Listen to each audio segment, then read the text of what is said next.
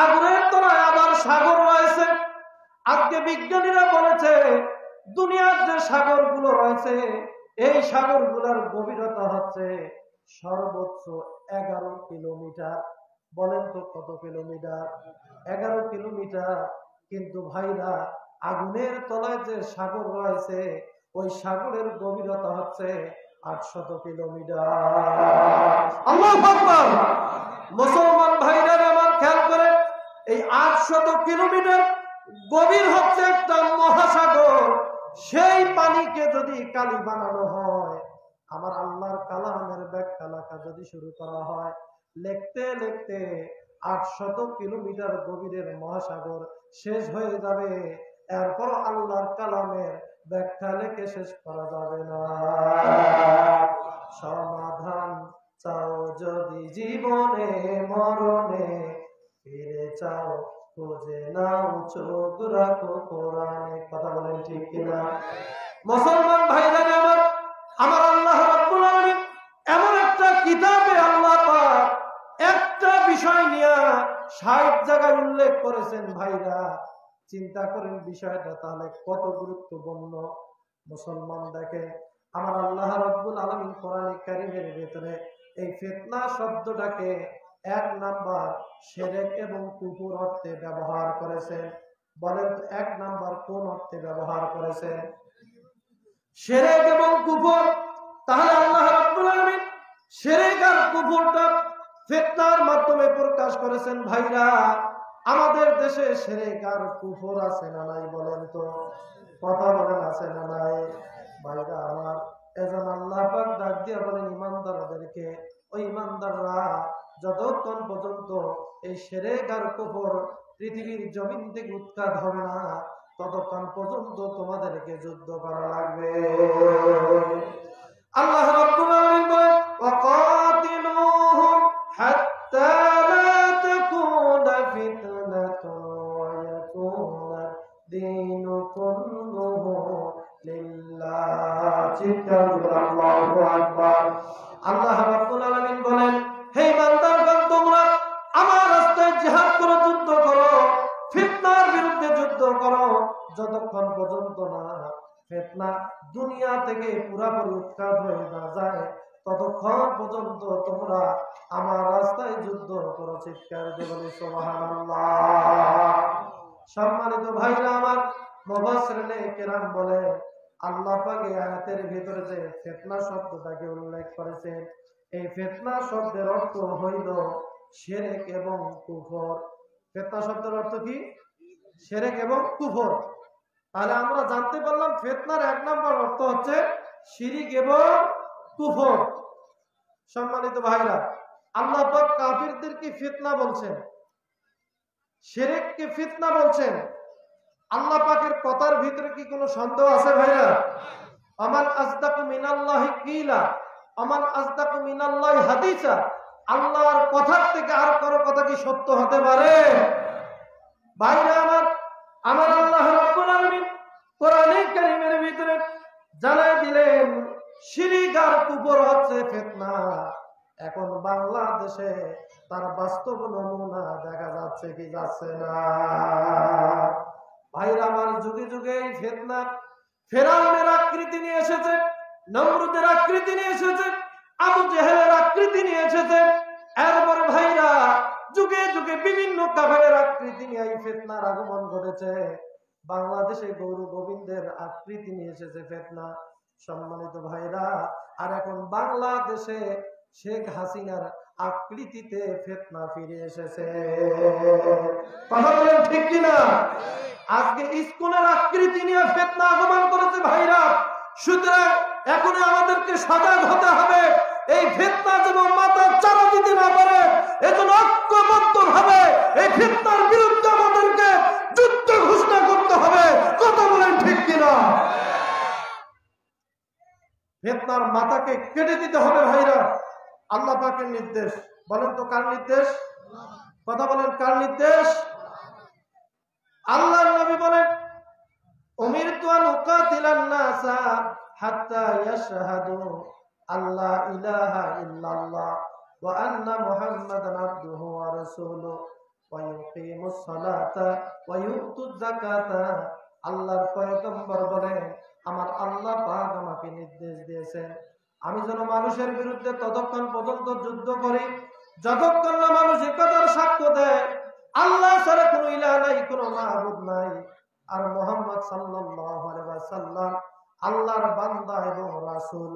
আল্লাহর পয়গম্বরের পরে বলেন, যতক্ষণ মানুষ নামাজ কায়েম না করে এবং যাকাত আদায় না করে, এই 3 রাকাত যতক্ষণ পর্যন্ত মানুষ করবে না, আল্লাহর পয়গম্বর বলেছে আমার আল্লাহ পাক ততক্ষণ পর্যন্ত মানুষের বিরুদ্ধে যুদ্ধ করার নির্দেশ দিয়েছে। ভাইরা আমার, ভালো করে একটু খেয়াল করেন, এখন নিজের বিবেককে চিন্তা করেন।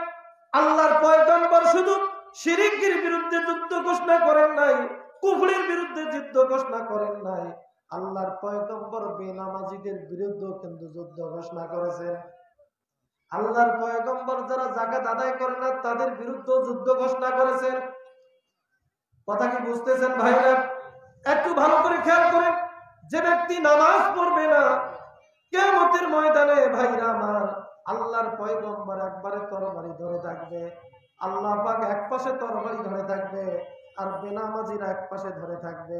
একটু চিন্তা করেন ভাইরা, কিয়ামতের ময়দানে আল্লাহ এবং রাসূলের বিরুদ্ধে যুদ্ধ করে কি জয়ী হওয়া যাবে? কথা বলেন, যাবে? এজন্য ভাইরা আমার, আমাদেরকে নামাজ পড়তে হবে, এরপরে যাকাত আদায় করা লাগবে। ভাইরা, আজকে আমাদের অনেকের যাকাত ফরজ হয়েছে, নামাজ পড়ে ঠিক, কিন্তু যাকাতের বেলায় কোনো খবর নাই। এইরকম মুসলমান মনে হয় নাই? আছে আছে ভাইরা? কোটি কোটি টাকার মালিক কিন্তু সম্পদে যাকাত আদায় করে না, এইরকম মুসলমান আছে না? তো আপনি যদি সম্পদে যাকাত আদায় না করেন, আপনার তো নামাজই হবে না।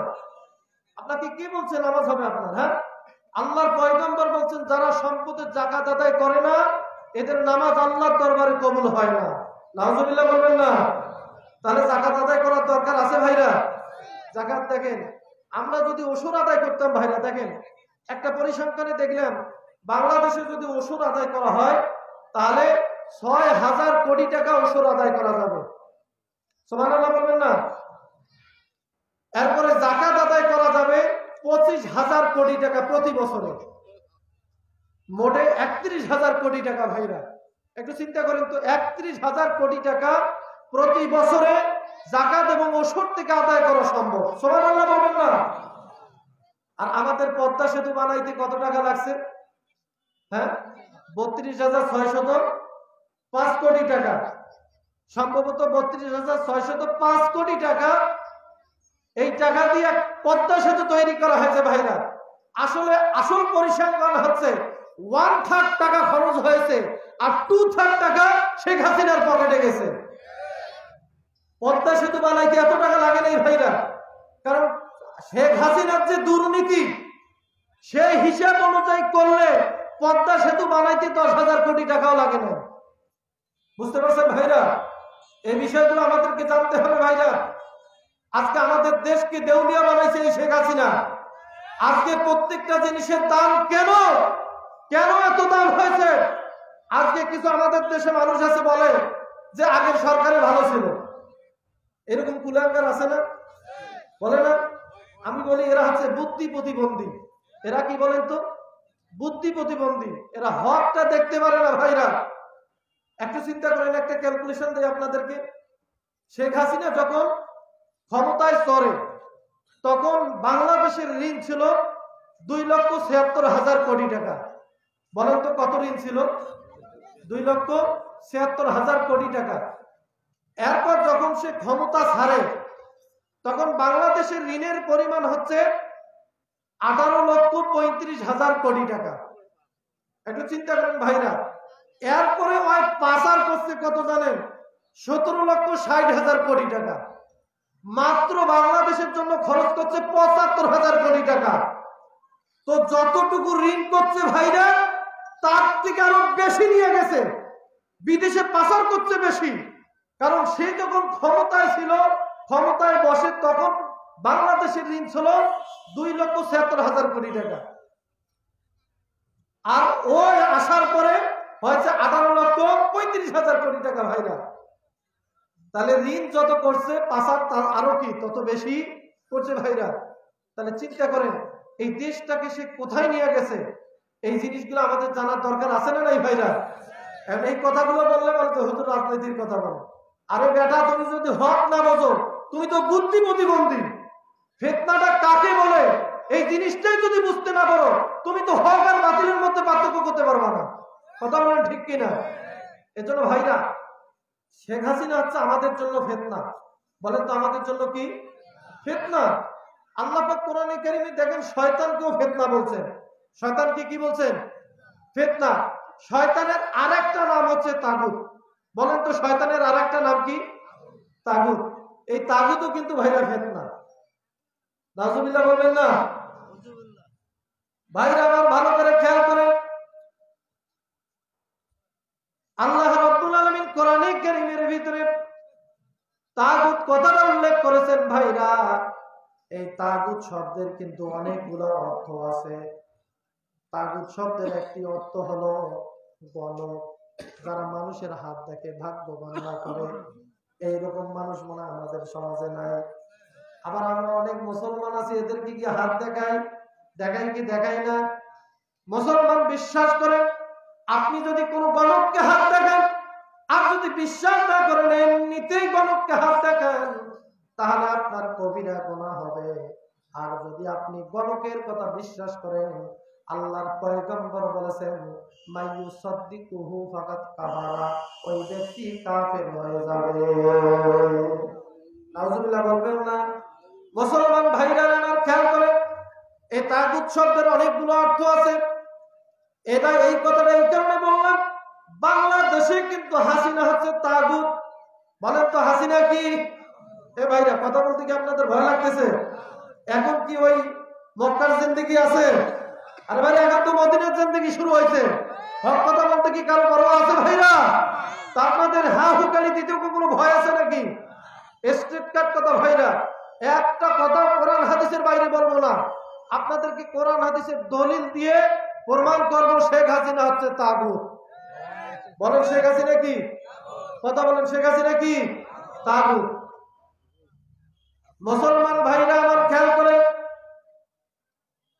এই তাগুত শব্দের আরেকটি অর্থ হচ্ছে জাদুকর। তাগুতের আরেকটি অর্থ হচ্ছে হিন্দুদের যে মূর্তি আছে, হিন্দুদের মূর্তিও কিন্তু ভাইরা তাগুত। যারা মূর্তির পূজা করে তারাও তাগুত। এরপর দেখবেন যারা পীরের পূজা করে, পীরের পূজা আছে না নাই আমাদের দেশে? পীরের পায়ে গিয়া সিজদা দেয় ভাইরা। আপনারা অনেকেই জানেন আমার দাদাই পীর, আমার বাবাই পীর। আলহামদুলিল্লাহ আমিও এই পদে আছি। ভাইরা, কোরআন হাদিস চষে দেখেছি বাংলাদেশে যত পীরগিরি আছে এক একটা বাদে বাকি সবগুলোই হচ্ছে তাগুত। কথা বলেন ঠিক কিনা? বাংলাদেশের অধিকাংশ পীর মুরিদি হচ্ছে তাগুত ভাইরা। পীরের পায়ে সিজদা দেয় এরকম মুরিদের অভাব নাই। আবার মুরিদ গিয়া কবরে গিয়া সিজদা দেয় এরকম মুরিদেরও অভাব নাই। আছে না নাই? আল্লাহর পয়গম্বর বলেছেন লা তাজলিসু আলাল কুবুরি ওয়া লা তুসাল্লু ইলাইহা, তোমরা কবরের উপর বসো না আর কবরের দিকে তোমরা সিজদাও দিও না। আল্লাহর পয়গম্বর নিষেধ করছে কবরের উপর বসো না আর কবরের দিকে মুখ করে নামাজ পড়ো না। কেননা ভাইরা কবরবাসীও কষ্ট পায়। কবরবাসী কি পায়? কষ্ট পায় ভাইরা। এজন্য কবরের উপর দিয়ে হাঁটাচলা করা জায়েজ নাই। মুসলমান ভাইরা আমার, যে কথাটি বলছিলাম বাংলাদেশে শেখ হাসিনা কেমনে তাগুত, আপনাদেরকে ভাইরা কোরআন হাদিস থেকে আমি সেই প্রমাণ দেব।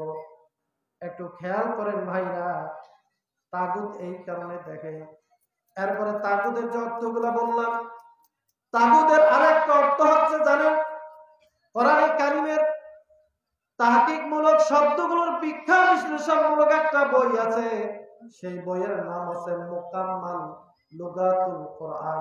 সেই লুগাতুল কোরআনে কিতাবে তাগুত শব্দের অর্থ করা হয়েছে যারা জোর কইরা জবরদস্তি কইরা ক্ষমতায় টিকে থাকে, আরবিতে এদেরকে তাগুত বলা হয়। মুসলমান ভাইরা আমার খেয়াল করে, যারা অবৈধভাবে ক্ষমতায় টিকে থাকে, মানুষকে হাজার হাজার মানুষকে হত্যা করে ক্ষমতার মসনদে যারা টিকে থাকে, আরবিতে এদেরকে তাগুত বলা হয় ভাইরা। আর যারা অবৈধভাবে ক্ষমতায় টিকে থাকে, আল্লাহর পয়গম্বর বলেছে, আমি পয়গম্বর তাদের উপরে লানত করেছি এবং আল্লাহ পাকও তাদের উপরে লানত করেছেন। বলে নাউজুবিল্লাহ। মুসলমান ভাইরা আমার খেয়াল করেন, হযরত আয়েশা রাদিয়াল্লাহু তাআলা আনহা হাদিসটি তিনি বর্ণনা করেন। তিনি বলেন, আল্লাহর পয়গম্বর বলেছেন, সিত্তাতুন, 6 জন ব্যক্তি এমন আছে, লাআনতুহুম ওয়া লানাহুমুল্লাহ, আমি পয়গম্বর ওই 6 ব্যক্তির উপরে লানত করেছি এবং আল্লাহ পাকও ওই 6 ব্যক্তির উপরে লানত করেছেন। ওয়া কুল্লু নাবিয়্যিন ইউজাব, আর আল্লাহ পাকের দরবারে প্রত্যেকটা নবীর দোয়া আল্লাহ পাক কবুল করেন। বলি সুবহানাল্লাহ। মুসলমান ভাইরা আমার খেয়াল করেন, আল্লাহর পয়গম্বর হাদিসের ভিতরে 6 ব্যক্তিকে অভিশপ্ত বলেছেন। ও মুসলমান, এর ভিতরে এক ব্যক্তি হচ্ছে আল জাহিদু ফি কিতাবিল্লাহ, আল্লাহর কালামে যারা বৃদ্ধি করে, আল্লাহর কালামে যারা বৃদ্ধি করে ভাইরা, আল্লাহর পয়গম্বর বলে, আমার আল্লাহ পাক এবং আমি রাসূল ওই ব্যক্তির উপরে লানত করেছি। নাউজুবিল্লাহ বলবেন না? যারা কোরআনে বৃদ্ধি করে ভাইরা। আচ্ছা বলেন, কোরআনে কারিমে কোন আয়াত, কোন হরফ তাহরিফ তাবদীল করা কি সম্ভব? সম্ভব না ভাইরা। কোন একটা শব্দ আপনি হেরফের করতে পারবেন না। আল্লাহর পয়গম্বর এখানে আযাইদু ফি কিতাবিল্লাহ কেন বলছেন? মুহাদ্দিসিনে কেরাম বলেন, এইখানে আয়াতের কিংবা শব্দের বৃদ্ধি না, এখানে বোঝানো হয়েছে কোরআনের অপব্যাখ্যা যারা দিবে, কোরআনের হক কথার ব্যাপারে যারা অপব্যাখ্যা দিবে, আল্লাহর পয়গম্বর এদেরকে বুঝিয়েছেন। আর আল্লাহর পয়গম্বর হাদিসের মধ্যেও বলছেন, মান ক্বালা ফিল কুরআনি বিরাইহি ফালইয়াতাবাওয়া মাকাদাহু মিনান নার, যে ব্যক্তি কোরআনের অপব্যাখ্যা দিবে ওর স্থান হচ্ছে জাহান্নামে। নাউজুবিল্লাহ বলবেন না? মুসলমান ভাইরা আমার, আযাইদু ফি কিতাবিল্লাহ, আল্লাহর কালামের যারা অপব্যাখ্যা দিবে, আল্লাহর পয়গম্বর বলছে আল্লাহ পাক তার উপরে লানত করেন। এরপর দ্বিতীয় ওই ব্যক্তি হচ্ছে আল্লাহ এবং রাসূল ওই ব্যক্তির উপরে লানত করেন। ওয়াল মুকাদ্দিবু বিকদরিল্লাহ, যে ব্যক্তি আল্লাহ পাক একটা তাকদীর রাখছে, এই তাকদীরকে যারা অস্বীকার করে, আল্লাহর পয়গম্বর বলে আল্লাহ পাক ওই ব্যক্তির উপরে লানত করেছে। নাউজুবিল্লাহ বলবেন না? ভাইরা, আপনারা কি আমার আলোচনা বুঝতেছেন? বুঝতেছেন? আলোচনা কি চলবে? চলবে না? ইনশাআল্লাহ চলবে। তাহলে দ্বিতীয় ব্যক্তি ওই ব্যক্তির উপরে আল্লাহ এবং রাসূল লানত করে, যে ব্যক্তি তাকদীরকে অস্বীকার করে। ভাইরা, আমাদের দেশে এমন অনেক মানুষ আছে যারা তাকদীর বিশ্বাস করে না। আছে না এমন মানুষ? এমন অনেক নাস্তিক আছে না, তাকদীর এটা বিশ্বাসই করে না। সম্মানিত ভাইরা, এরপর আমাদের মাঝে এমন অনেক মানুষ আছে যারা শুধু পরিশ্রম করাটা, পরিশ্রমের উপরে বিশ্বাস করে কিন্তু তাকদীরের উপরে বিশ্বাস করে না। এমন মানুষ আছে না নাই? সম্মানিত ভাইরা, আপনি পরিশ্রম করবেন, তাকদীরের উপরও বিশ্বাসও রাখতে হবে। পরিশ্রম করার পরে যদি আপনার ফলাফল না আসে, তাহলে বুঝবেন যে ওটা আপনার ভাগ্যে নাই। বুঝতে পারছেন? এজন্য ভাইরা বলা হয়েছে, ইজা আরাদতা তাহকিকা মানিকা ফালা বুদ্দা মিনাল জাদ্দি ওয়া তা'বি ওয়া তারকিল কাসল ওয়াল ইতিমাদ আলাল হাস। আপনি আপনার লক্ষ্যকে যদি বাস্তবায়ন করতে চান, তাহলে আপনাকে সেই অনুপাতে চেষ্টা করতে হবে, সাধনা করতে হবে, অলসতা পরিহার করতে হবে এবং আল্লাহ পাক যে তাকদীর রাখছেন এই তাকদীরের উপরে বিশ্বাস করতে হবে। চিৎকার দিয়ে বলি সুবহানাল্লাহ। এজন্য কবি বলেন, গফতিয়ারে গর্বে তাওয়াক্কুল বেহতার আস্ত, এই সবব হাম সুন্নতে পয়গম্বর আস্ত। ভাইরা আমার, চেষ্টা সাধনা করা এটা হচ্ছে নবীদের সুন্নত, চেষ্টা সাধনা না করা হচ্ছে এটা নবীদের সুন্নত হতে পারে না। মুসলমান ভাইরা আমার, যে কথাটি বলছিলাম, আল্লাহ রাব্বুল আলামিন দ্বিতীয় এই ব্যক্তির উপরে লানত করেছেন, যে ব্যক্তি তাকদীরকে অস্বীকার করবে। এরপর আল্লাহর পয়গম্বর বলেন, আল্লাহ পাক তৃতীয় এই ব্যক্তির উপরে লানত করেছেন, ওয়াল মুতাসাল্লিতু বিল জাবারু। আল্লাহর পয়গম্বর বলেন, যে ব্যক্তি জোর কইরা জবরদস্তি কইরা অবৈধভাবে বিনা ভোটে যারা ক্ষমতায় টিকে থাকে, আল্লাহর পয়গম্বর বলে আমি পয়গম্বর তার উপর লানত করলাম এবং আল্লাহ পাক লানত করেছেন। বলে নাউজুবিল্লাহ। চিন্তা করছেন ভাইরা? হাদিস আপনাদেরকে শোনাচ্ছি, মন করা কোন কথা শোনাচ্ছি না ভাইরা। আল্লাহর পয়গম্বর বলছেন ওয়াল মুতাসাল্লিতু বিল জাবারুত, যারা জোর কইরা জবরদস্তি কইরা।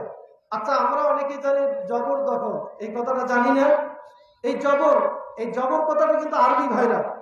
তো আল্লাহর পয়গম্বর বলেন যারা জোর কইরা জবর কইরা ক্ষমতা দখল করে, উদ্দেশ্যটা কি? লিউইজ্জা মান আদাল্লাহুল্লাহ, আল্লাহ পাক যাদেরকে লাঞ্ছিত করেছেন, অপমানিত করেছেন, এদেরকে সম্মান করা। আর আল্লাহ পাক যাদেরকে সম্মানিত করেছেন, ওয়ায়ুদিল্লা মান আযাহুল্লাহ, আল্লাহ যাদেরকে সম্মানিত করেছেন এদেরকে তারা ক্ষমতায় যাওয়ার পর অপমানিত করে। এইরকম কাজ কি শেখ হাসিনা করে কি করে নাই?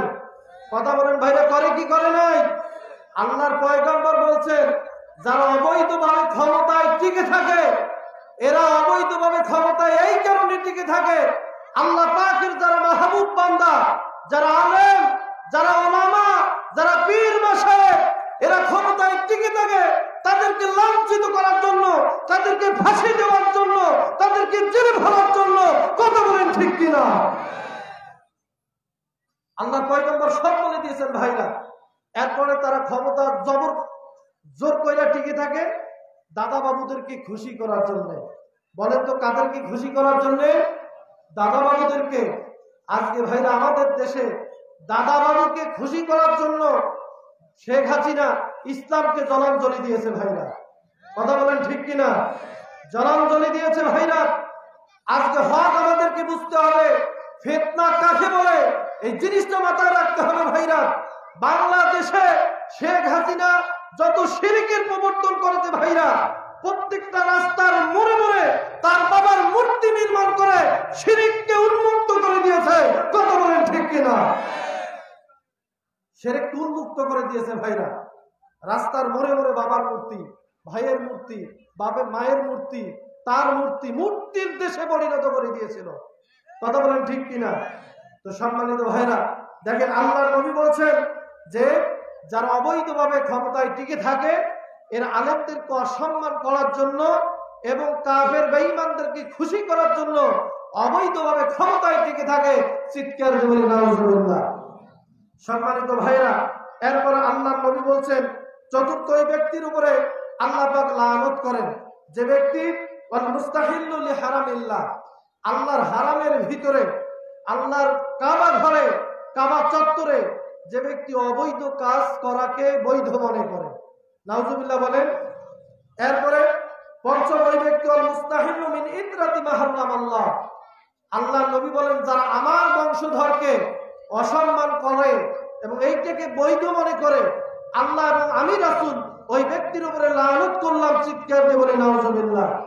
এবং ষষ্ঠ হচ্ছে ওই ব্যক্তি যে ব্যক্তি ওয়াত্তারিকুলি সুন্নতি, যে ব্যক্তি আমি রাসূলের সুন্নত পরিত্যাগ করে, আমার সুন্নত যারা পরিত্যাগ করে ছেড়ে দেয়, আমি পয়গম্বর তাদের উপরে লানত করলাম, আল্লাহ পাকও তাদের উপরে লানত করেছেন। চিৎকার দিয়ে বলে নাউজুবিল্লাহ।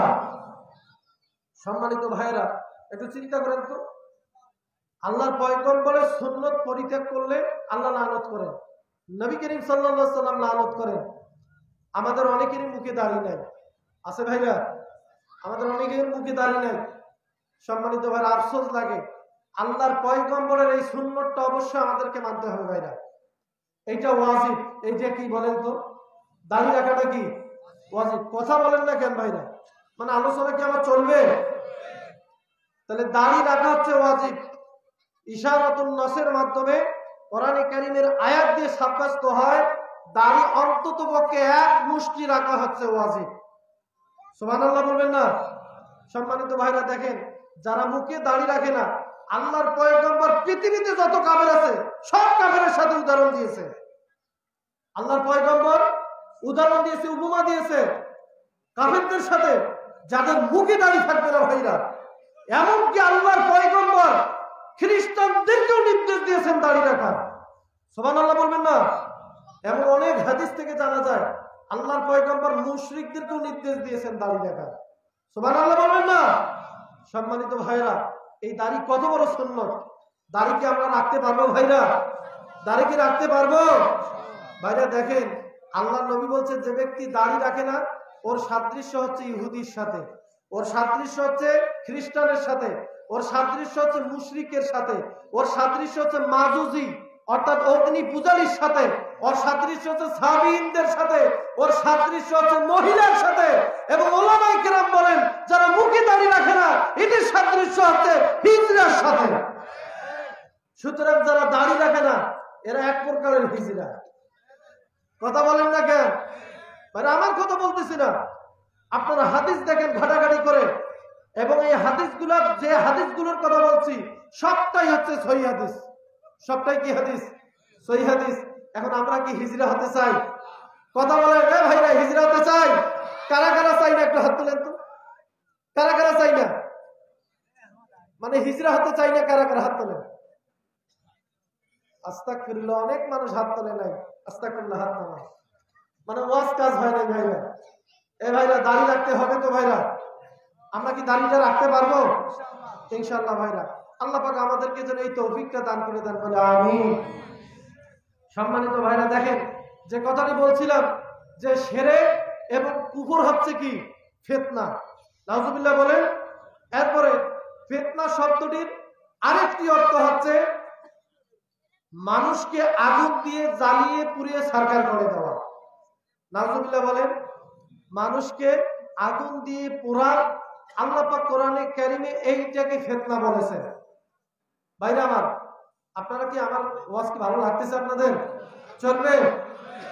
এরপর খেয়াল করেন ভাইরা, আল্লাহ রাব্বুল আলামিন কোরআনে কারিমের ভিতরে জানিয়ে দিলেন, ইন্নাল্লাযীনা ফাতানুল মুমিনিনা ওয়াল মুমিনাতি সুম্মা লাম ইয়াতুবু ফালাহুম আযাবু জাহান্নাম ওয়া লাহুম আযাবুল হারিক। চিৎকার করে নাউজুবিল্লাহ।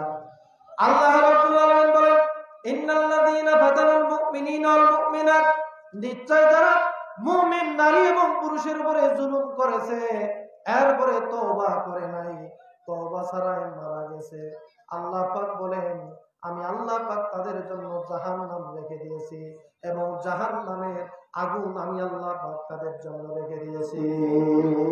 নাউজুবিল্লাহ বলেন না? মুসলমান ভাইরা আমার খেয়াল করেন, আমার আল্লাহ রাব্বুল আলামিন এই আয়াতের ভিতরে ফিতনা শব্দটাকে উল্লেখ করেছেন। ইন্নাল্লাযীনা ফাতানু, আল্লাহ পাক ফিতনা কথাটা উল্লেখ করেছেন। এই ফিতনা শব্দের অর্থ হচ্ছে ভাইরা, মুফাসসিরিনে কেরাম বলেন আল ইহরাকু বিন-নার, আগুন দিয়ে কাউকে জ্বালিয়ে মারা, পুড়িয়ে মারা, আরবিতে তাকে ফিতনা বলা হয়। মুসলমান ভাইরা আমার, তাহলে এই আয়াত থেকে প্রতীয়মান হয় যারা মানুষকে আগুন দিয়ে হত্যা করার রাজনীতি করে, যারা মানুষদেরকে মেরে ফেলার পরও ভাইরা আমার মানুষদেরকে জ্বালিয়ে পুড়ে ছারখার করে দেয়, আমার আল্লাহ পাকের দৃষ্টিতে এরাই হলো ফিতনাবাজ। কথা বলেন ঠিক কিনা ভাইরা আমার? আল্লাহ পাকের কথা অনুযায়ী প্রতীয়মান হয় বাংলাদেশে সবচেয়ে বড় ফিতনাবাজ হচ্ছে শেখ হাসিনা। কথা বলেন ঠিক কিনা ভাইরা আমার? বৈষম্য বিরোধী ছাত্র আন্দোলনে যারা শহীদ হয়েছে তাদেরকে ভাইরা বন্দুক দিয়ে গুলি করে মারার পাশাপাশি এরপর তাদের লাশগুলোকে জ্বালিয়ে পুড়িয়ে ছারখার যারা করে দিয়েছে এরাই হচ্ছে ফিতনাবাজ। চিৎকার দিয়ে বলেন কথা ঠিক কিনা? আল্লাহ পাক সবকিছু বলে দিয়েছেন ভাইরা, এজন্য আমাদেরকে জানতে হবে ফিতনা কাকে বলে। শেখ হাসিনা যে একটা ফিতনা, আল্লাহ পাক সবকিছু ওপেন সিক্রেট করে দিয়েছেন। ভাইরা আমার, শেখ হাসিনা ফিতনা, কোনো সন্দেহ আছে? কথা বলেন, কোনো সন্দেহ আছে? ভাইরা আমার একটু চিন্তা করেন, আল্লাহ পাক কি কথা বলছেন ভাইরা। আল্লাহ রাব্বুল আলামিন দেখেন এই আয়াতটা কখন নাজিল করলেন। এই আয়াতটা নাজিলের পারপাস আছে ভাইরা, উদ্দেশ্য আছে। দেখেন, আমি একটা আপনাদের সামনে চমৎকার একটা ঘটনা তুলে ধরতে চাই। শুনতে রাজি আছেন ভাইরা? শুনবেন? দেখেন, এই ঘটনাটি ঘটেছিল নবী করিম সাল্লাল্লাহু আলাইহি ওয়াসাল্লামের জন্মের 70 কিংবা 90 বছর পূর্বে। এই ঘটনাটি ঘটেছে ইয়ামেনের নাজরান প্রদেশে। তো ইয়ামেনের নাজরান প্রদেশে একজন শাসক ছিল, তার নাম হচ্ছে ইউসুফ জুনাওয়াস। বলেন তো তার নাম কি? ইউসুফ জুনাওয়াস। নামটা কিন্তু অনেক সুন্দর ভাইরা, সুন্দর না? নামটা অনেক সুন্দর, কিন্তু একবারে স্বৈর শাসক হাসিনার মতন। হক সহ্য করতে পারে না, হকের কথা যারা বলে তাদের গলা চেপে ধরে, তাদেরকে আর দুনিয়ায় থাকতে দেয় না, তাদেরকে জ্বালিয়ে পুড়ে সরকার করে দেয়। বলে নাউজুবিল্লাহ। মুসলমান ভাইরা আমার খেয়াল করে, এই ইউসুফ জুনাওয়াস, তার দরবারে একজন জাদুকর বাস করত ভাইরা, বড় একজন জাদুকর ছিল। এই জাদুকর একদিন বাদশাকে ডাক দিয়া বলো, বাদশা নামদার, আমার তো অনেক বয়স হয়ে গেছে, আমি তো হয়তো কখন মারা যাই কোনো গ্যারান্টি নাই। ভাইরা আমার বলেন, মৃত্যুর কি কোনো গ্যারান্টি আছে? কথা বলেন, মরণের কি কোনো গ্যারান্টি আছে? মরণ থেকে পালাও তুমি, মরণ তোমায় লইবে ঘিরি, যদিও শুধু আকাশ পানে লুকাও সে তাই লাগিয়ে সিঁড়ি। কথা বলেন ঠিক কিনা? মুসলমান ভাইরা আমার, মরণের কোনো গ্যারান্টি নাই। এই জাদুকর ইউসুফ জুনাওয়াসকে ডাক দিয়ে বলে, বাদশা নামদার, আমার তো অনেক বয়স হয়ে গেছে, কখন যে মারা যাবো কোনো গ্যারান্টি নাই। আপনি আমাকে একজন বুদ্ধিমান বালক আমাকে দিয়া দেন, যাকে আমি আমার এই জাদুবিদ্যাটা শিক্ষা দিতে পারি। মুসলমান ভাইরা আমার কথা অনুযায়ী এই ইউসুফ জুনাওয়াস বাদশা একজন বুদ্ধিমান বালককে জোগাড় করে গণকের দরবারে পাঠায় দিলেন, জাদুকরের দরবারে পাঠায় দিলেন। এক পর্যায়ে এই বালক প্রতিদিন জাদুকরের দরবারে গিয়া ভাইরা জাদুবিদ্যা শিক্ষা করে। এইভাবে চলতে চলতে হঠাৎ একদিন রাস্তার পাশে একজন পাদ্রী অর্থাৎ ধর্ম যাজকের সাথে তার দেখা হয়ে যায়। সুবহানাল্লাহ বলেন। মুসলমান ভাইরা আমার, এরপরে এই বালক ধর্ম যাজকের সাথে যখন তার দেখা হয়ে যায়, এই ধর্ম যাজকের তার আচার ব্যবহার দেখে, তার ব্যবহারে মুগ্ধ হয়ে এই বালক ওই ধর্ম যাজকের হাতে কালেমা পড়ে মুসলমান হয়ে যায়। সুবহানাল্লাহ বলেন না ভাইরা আমার। এই ধর্ম যাজকের নাম হচ্ছে কামিউন। এই কামিউন ধর্ম যাজক হচ্ছে হযরত ঈসা আলাইহিস সালামের যে 12 জন হাওয়ারি ছিল, সঙ্গী ছিল, এই 12 জন সঙ্গীর বংশধর হচ্ছে এই ধর্মযাজক ভাইরা। এই ধর্মযাজক অত্যন্ত আল্লাহওয়ালা একজন ব্যক্তি ছিলেন। মুসলমান ভাইরা আমার খেয়াল করেন, এই যুবক প্রতিদিন ধর্মযাজকের কাছে এসে ধর্ম দীক্ষা করে, এরপরে পাশাপাশি জাদুকরের কাছে গিয়াও জাদুবিদ্যা শিক্ষা করে। এক পর্যায়ে ভাইরা একদিন এই যুবক যাচ্ছে ধর্মযাজকের কাছে ধর্ম শিক্ষা করার জন্য। মুসলমান ভাইরা আমার, এক পর্যায়ে যুবক বালক লক্ষ্য করে দেখলো একটা রাস্তার মধ্যে বিশাল একটা বাঘ, এত বড় বাঘ, ওই বাঘের কারণে মানুষ আর রাস্তা পারাপার করতে পারে না, যাইতে পারে না, বাঘ বইসা আছে। ভাইরা আমার, এবার এই বালক যখন রাস্তা দিয়া চলতে চলতে বাঘের সম্মুখে এসে পড়ে গেল, এবার এই যুবক সে এইটাকে মোক্ষম সুযোগ মনে করলো। যুবক এবার মনে করলো, এই বালক মনে করলো, এইটাই আমার মোক্ষম সুযোগ, আমি এর মাধ্যমে পরীক্ষা করতে পারবো ধর্ম যাজকের ধর্ম সত্য না জাদুকরের ধর্ম সত্য।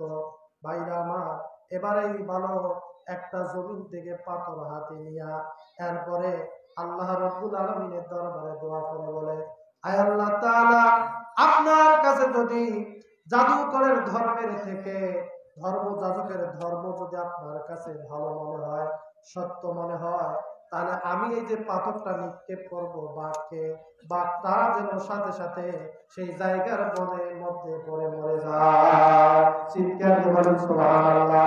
মুসলমান ভাইরা আমার খেয়াল করেন, এইভাবে বালক আল্লাহ রাব্বুল আলামিনের দরবারে দোয়া করতে লাগলো।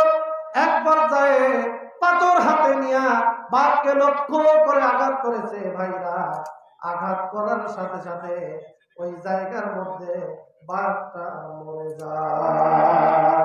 সুবহানাল্লাহ বলুন না। ভাইরা আমার ভালো করে খেয়াল করেন। এরপরে এই বালক যখন সে বাঘটাকে মেরে ফেলল, এরপরে আশপাশে যত মানুষ ছিল ওই মানুষগুলো এই দৃশ্য দেখার পরে বালক যখন আল্লাহর নাম উচ্চারণ করে আল্লাহ পাকের কাছে দোয়া করেছে, যারা তার আশপাশে ছিল সকলেই বালকের দোয়া শুনেছে। ভাইরা সকলে জানতে পারলো একজন রব আছে। এরপর বালকের রবের প্রতি ওই জায়গায় যত মানুষ ছিল, বালক যখন বাঘটাকে হত্যা করলো, হত্যা করার পরে যত মানুষ ওই জায়গায় উপস্থিত ছিল সমস্ত মানুষ কালেমা পড়ে মুসলমান হয়ে যায়। আল্লাহু আকবার। মুসলমান ভাইরা আমার খেয়াল করেন, ওই জায়গায় যখন শত শত মানুষ যখন ইসলাম গ্রহণ করলো, এক পর্যায়ে এই বালকের নাম চতুর্দিকে ছড়িয়ে পড়তে লাগলো। এক পর্যায়ে বালকের এই সুখ্যাতি পৌঁছায় গেল রাজার দরবারে একজন মন্ত্রীর কানে। ভাইরা এই মন্ত্রী হচ্ছে অন্ধ মন্ত্রী, চোখে দেখে না। অনেক বড় বড় ডাক্তারকে দেখাইছে কিন্তু তার চোখের কোনো সমাধান করতে পারে নাই। এবার রাজার দরবারের এই মন্ত্রী ওই বালকের বাড়িতে অনেকগুলো উপঢৌকন নিয়ে গিয়ে উপস্থিত হয়েছে। এরপর বালককে ডাক দিয়ে বলে, ও বালক রে, তোমার জন্য অনেক উপঢৌকন নিয়ে এসেছি, তুমি আমার চোখকে ভালো করে দাও। আমি শুনেছি কুষ্ঠ রোগীর গায়ে হাত দিলে পরে কুষ্ঠ রোগী ভালো হয়ে যায়, অন্ধ মানুষের চোখে হাত দিলে পরে অন্ধ মানুষ ভালো হয়ে যায়, অসুস্থ মানুষের গায়ে হাত দিলে পরে অসুস্থ মানুষ সুস্থ হয়ে যায়। সুতরাং তুমি আমার জন্য দোয়া করো, আমাকেও তুমি সুস্থ করে দাও, তোমার জন্য অনেক উপঢৌকন নিয়ে এসেছি। ভাইরা আমার ভালো করে খেয়াল করেন। এবার এই বালক ওই মন্ত্রীকে ডাক দিয়ে বলে, মন্ত্রী মশাই, আমি তো আপনাকে সুস্থ করতে পারবো না, আপনাকে সুস্থ করার মতো ক্ষমতা আমার নাই। আমাকে আপনাকে যিনি সুস্থ করে তিনি হচ্ছেন আমার আল্লাহ। বলেন তো আমাদেরকে সুস্থতা দান করেন কে? কথা বলেন, আমাদেরকে সুস্থতা দান করেন কে? আমাদের আপদ বিপদ দূর করেন কে? ভাইরা আমার আল্লাহ রাব্বুল আলামিন আমাদের সব আপদ বিপদ দূর করে দেন, দুঃখ কষ্ট দূর করে দেন। আল্লাহ পাক কোরআনে কারিমে বলছেন, ফালা কাশিফা লাহু, আমি আল্লাহ ছাড়া আর কেউ অভাব দুঃখ দূর করতে পারে না। পারে নাকি? মুসলমান ভাইরা আমার, এবার এই বালক মন্ত্রীকে ডাক দিয়ে বলে, মন্ত্রী মশাই, আমি আপনাকে সুস্থ করব এই ক্ষমতা আমার নাই। আপনি যদি আল্লাহর প্রতি ঈমান আনয়ন করেন আর আল্লাহর দ্বীন যদি আপনি গ্রহণ করেন, তাহলে আমি আল্লাহ পাকের দরবারে আপনার জন্য দোয়া করব।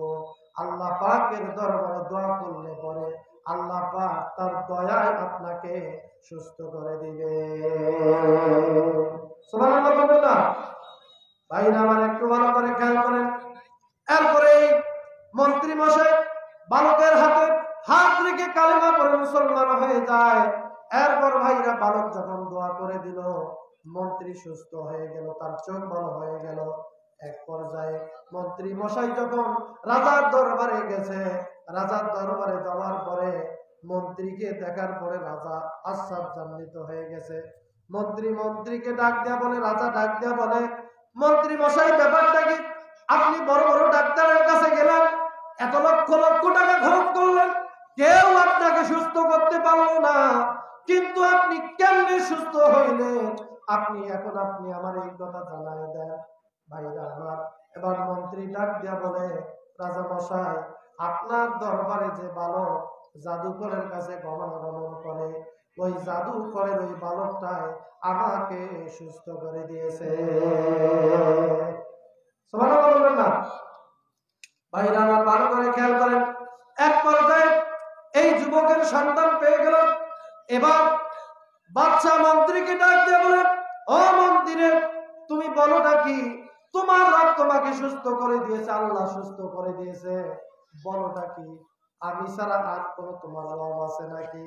আমি তো তোমার সব কিছু, আমি ছাড়া তো তোমার আর কেউ রব নাই।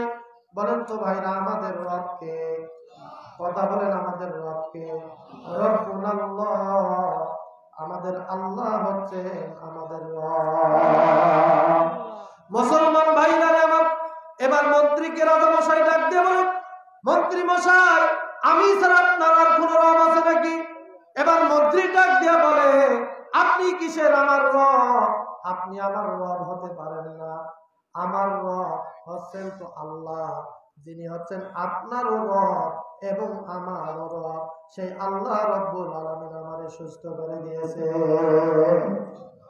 মুসলমান ভাইরারে আমার, এক পর্যায়ে মন্ত্রীকে অনেক চাপ দিল, তুমি ওই ধর্মযাজক, তুমি ওই বালকের ধর্ম ছাড়বে কিনা? মন্ত্রী ডাক দিয়া বলে, রাজা মশাই, না, আমি বালকের ধর্ম ছেড়ে দেব না। ভাইরা আমার, এক পর্যায়ে এমন হয়ে গেল, এই মন্ত্রীকে এবার রাজা মশাই কয়েক টুকরা করে দুনিয়া থেকে বিদায় করে দিয়েছে। বলে, ইন্না লিল্লাহি ওয়া ইন্না ইলাইহি রাজিউন। সম্মানিত ভাইরা, ইসলাম মানার কারণে, ঈমান মানার কারণে, আল্লাহ এবং রাসূলের প্রতি, ঈসা আলাইহিস সালামের প্রতি ঈমান আনার কারণে সেই সময়ের জালেম সরকার ঈমানদারদেরকে ভাইরা হত্যা করতে কোনো দ্বিধা করে নাই। কথা বলেন ঠিক কিনা? এখনো যারা বাংলাদেশে বিগত 15 বছর ক্ষমতায় ছিল, যারাই আল্লাহর দ্বীনের কথা বলছে, হয় তাদেরকে খুন করেছে, না হয় আয়না করে গিয়ে গুম করেছে, কিংবা ফাঁসির কাছে ঝুলাইয়া দুনিয়া থেকে বিদায় করে দিয়েছে। চিৎকার দিয়ে বলেন কথা ঠিক কিনা? এরা হচ্ছে ইউসুফ জানাওয়াসের প্রেতাত্মা। কথা বলেন ঠিক কিনা? এরা হচ্ছে ফেরাউনের প্রেতাত্মা, এরা হচ্ছে নমরুদের প্রেতাত্মা। কথা বলেন ঠিক কিনা ভাইরা? সম্মানিত ভাইরা, এক পর্যায়ে এই রাজা মশাই মন্ত্রী মশাইকে দুনিয়া থেকে বিদায় করলেন। এক পর্যায়ে বালককে ডাক দিল।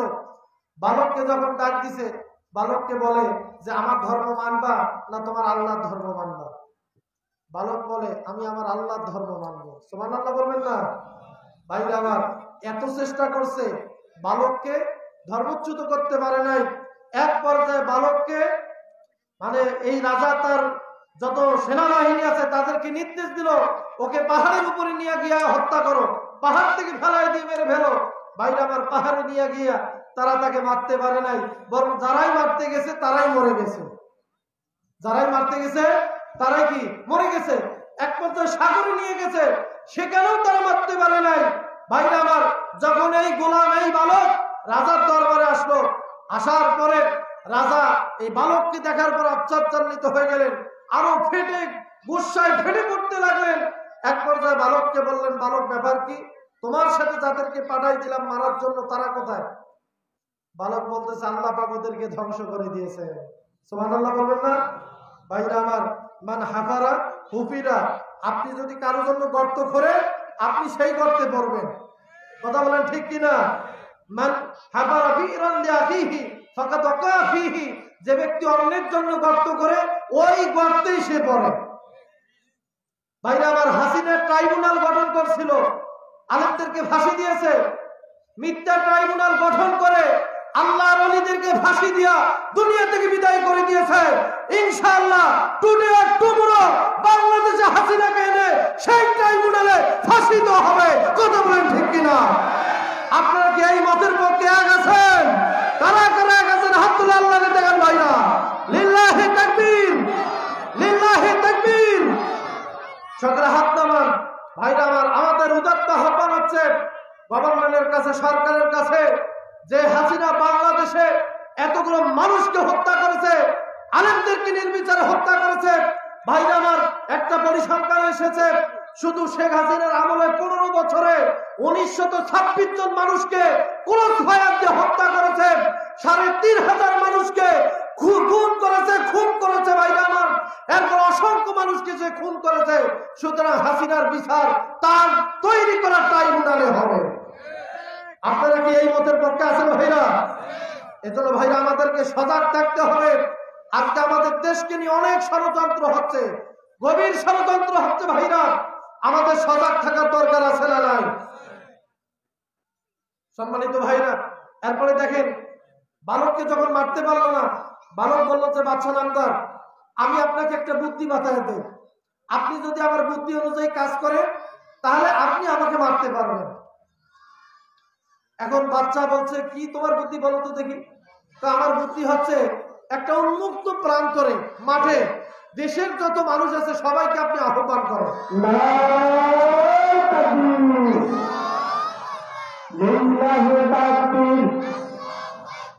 প্রধান মুফাসসিরের আগমন শুভেচ্ছা হিসেবে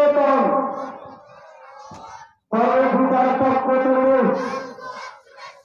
লাল গোলাপ শুভেচ্ছা, কিশোরদের পক্ষ থেকে লাল গোলাপ শুভেচ্ছা।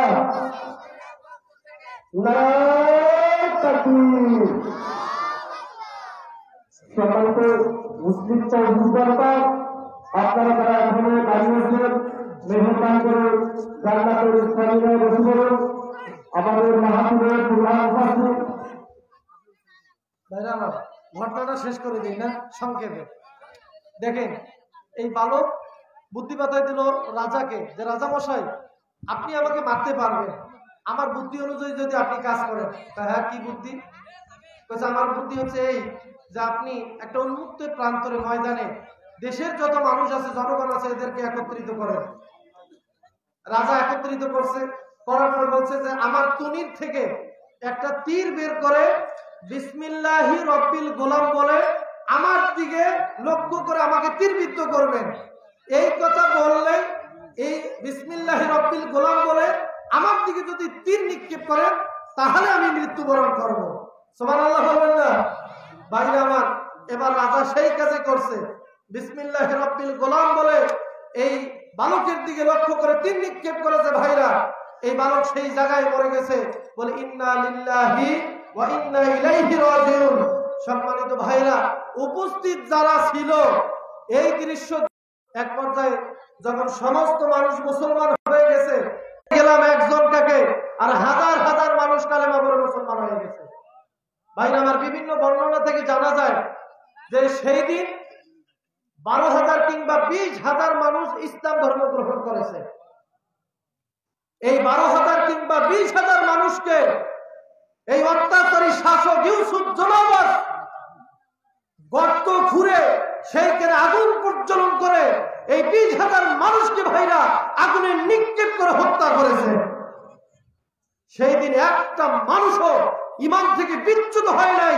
20,000 মানুষ ওয়াকাতরে আল্লাহর জন্য জীবন দিয়েছে, আল্লাহর দ্বীনের জন্য জীবন দিয়েছে। ভাইরা আমার, চুল পরিমাণ তারা পিছপা হয় নাই। চিৎকার দিয়ে বলে আল্লাহু আকবার। তাদের কি ঈমান ছিল ভাইরা?